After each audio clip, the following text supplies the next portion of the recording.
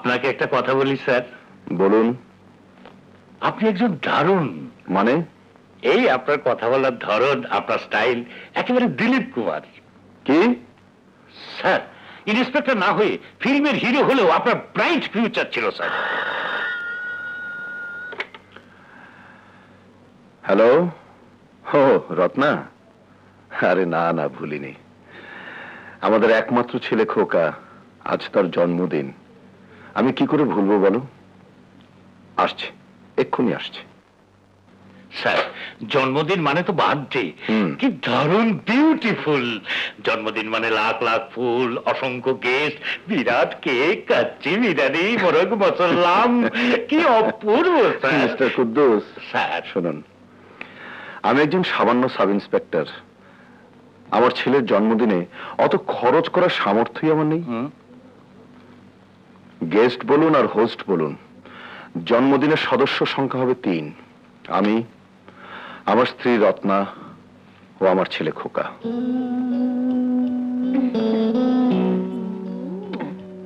আচ্ছা মা, তুমি আমাকে এত আদর করো কেন? তুই যে আমাদের একমাত্র ছেলে, নয়নের মণি, আমার বুকের ধন। তোকে আদর করবো না তো কাকে আদর করব? আমি যদি না থাকি মা, তখন কাকে আদর করবে?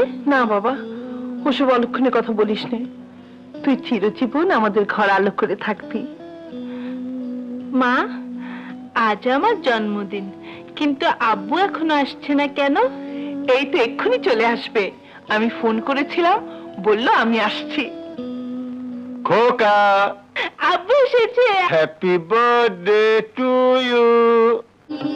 এত দেরি করলে যে? আমি কেক সাজিয়ে কখন থেকে অপেক্ষা করছি। ভীষণ অন্যায়, এ আমার ভীষণ অন্যায় হয়ে গেছে। খোকা, তুমি যাও আব্বু, আমি এক্ষুনি আসছি। হ্যাঁ, তোমাকে ছেড়ে যেতে ইচ্ছে করে না।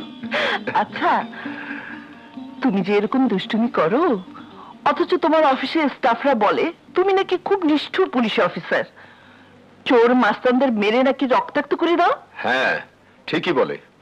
আমি পৃথিবীতে অন্যায়কে বরদাস্ত করতে পারি না, বিশেষ করে চুরি। রত্না, চুরি যে মানুষের কত বড় সর্বনাশ করে তা আমি নিজের চোখে দেখেছি। বাবা মা মারা যাবার পর আমি যে চাচার কাছে মানুষ হয়েছিলাম, তিনি ছিলেন আহমেদ টেক্সটাইল মিলের ক্যাশিয়ার। একদিন অফিসের টাকা এনে বাড়িতে রেখেছিল এবং সে রাতেই চোর চুরি করে সব টাকা নিয়ে যায়। চোরের অপবাদ নিয়ে চাচার চাকরি চলে গিয়েছিল, আর চাচাই মিথ্যে কলঙ্ক থেকে বাঁচতে আত্মহত্যা করে বিদায় নিয়েছিল পৃথিবী থেকে। I am sorry. একটা চোর চুরি করে একটা সংসারকে শেষ করে দিয়েছে। শুধু আমার চাচা নয় রত্না, এদেশের অনেক সংসার, অনেক স্বপ্ন, অনেক ভবিষ্যৎ চোরদের জঘন্যতম অপরাধের জন্য ভেঙে চুরে খান খান হয়ে যায়। চোরকে আমি ঘৃণা করি রত্না, চুরিকে আমি মহাপাপ বলে মনে করি। থাকো সব কথা, তোমার অফিসের সময় হয়ে গেছে। খোকা উঠেছে? উঠেছে, ওর এক বন্ধুর সাথে কথা বলছে। বাবাকে বলেছিলাম, বাবা বলেছে এসব ক্লাবের পিকনিকে না যেতে। দুর্বোকা, তোর বাবাকে বলতে গেছিস কেন? আমার বাবা আমাকেও নিষেধ করেছিল। আমি না শুনে বাবার পকেটে টাকা চুরি করেছি। চুরি? না না, আমি পারবো না। কেন পারবি না? তোর বাবার মানি ব্যাগে কত টাকা থাকে তার কি হিসাব রাখে? তুই ওখান থেকে 50 টাকা নিয়ে নিবি। আমার ভয় করে। ভয় কিসের? যা যা না।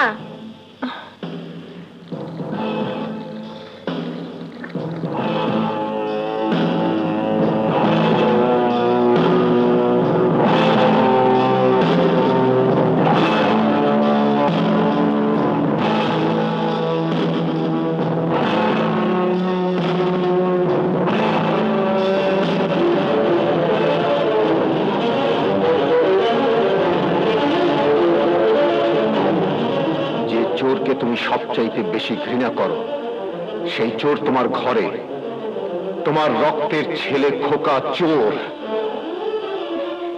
এই নে, চুরি করে এনেছি। খোকা, তুই টাকা চুরি করেছিস? তুই চোর? বাবা! চুপ! তোর মতো চোরের বাবা আমি নই, যে চোরকে আমি সারা জীবন ঘৃণা করে এসেছি, আর সেই চোর আমার ঘরে। তোকে আজ আমি মেরে ফেলবো। চোর ছেলে থাক। তোমার ছেলে মানিব্যাগ থেকে টাকা চুরি করেছে। টাকা চুরি করেছে? হ্যাঁ। খোকা, তুই টাকা চুরি করেছিস? আমি আর চুরি করব না, আর কোনোদিন চুরি করব না। একবার যে চুরি করে সে আর এই পথ কোনোদিন ছাড়তে পারে না। তোর হাত আমি কেটে ফেলবো। আমাকে বাঁচাও মা, আমাকে বাঁচাও। ওকে ছেড়ে দাও। বাবা, আমি আর চুরি করব না বাবা, চুরি করব না বাবা। ওকে ছেড়ে দাও। খবরদার, তুমি দরজা খুলবে না। আজ ওকে শাস্তি পেতে দাও, তাহলে সারা জীবন মনে থাকবে আর কোনোদিন চুরি করবে না।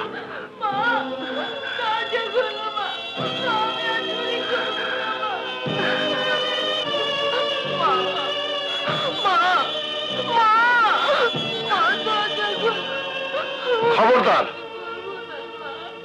তুমি দরজা খুলবে না। আজ ওকে শাস্তি পেতে দাও, তাহলে সারা জীবন মনে থাকবে আর কোনোদিন সে চুরি করবে না।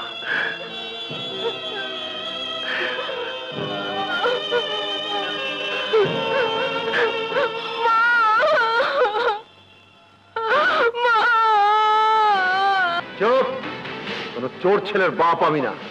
তুই চোর, তোর হাত আজ আমি কেটে ফেলবো।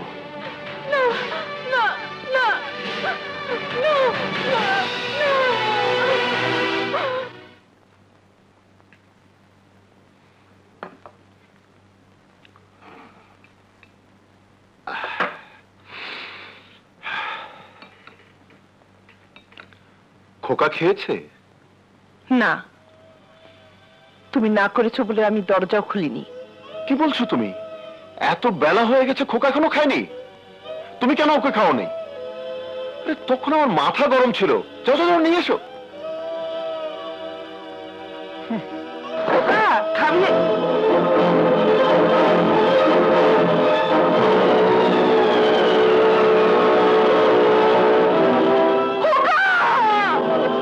রত্না, রত্না, কি হয়েছে? খোকা নেই। হ্যাঁ?